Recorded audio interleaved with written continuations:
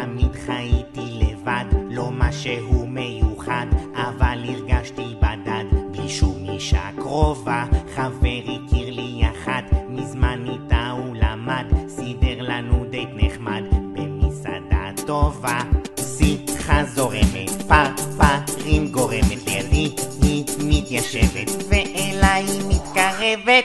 היי, רק הכרנו וזה קצת פסיכי, אז תתרחקי קצת ואל תמשיכי. זה שאת כוסית לא אומר שאני אתן לך שיש לך חשק.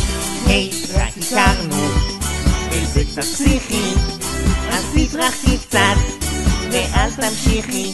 זה שאת כוסית לא אומר שאני אתן לך שיש לך חשק. ושוב נשארתי עצוב, מסכן גלמוד ועלוב, כי בחורה זה חשוב, וכבר נמאס באמת. הלכתי לי לטייל, בפארק קצת להתעמל, פתאום אני מסתכל ואז אני קולט, קוראים לה רינה, גוף של בלרינה, צוחקים ביחד ועליי טיפה נמרחת. היי, רק הכרנו וזה קצת פסיכי, אז תתרחקי קצת ואל תמשיכי.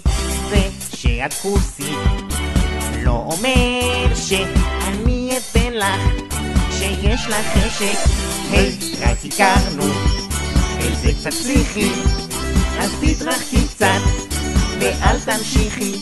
זה שאת כוסית לא אומר שאני אתן לך שיש לך חשק. אני כל כך מסכן, חיי פשוט בזבל, פשוט בזבל, פשוט בזבל. נגזר עליי לחיות לבד, תמיד בזבל, תמיד בזבל, תמיד בזבל.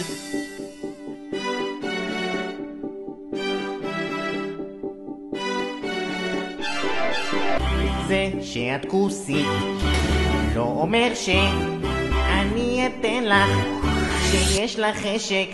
היי, רק הכרנו וזה קצת פסיכי, אז תתרחקי קצת ואל תמשיכי. זה שאת כוסית לא אומר שאני אתן לך שיש לך חשק.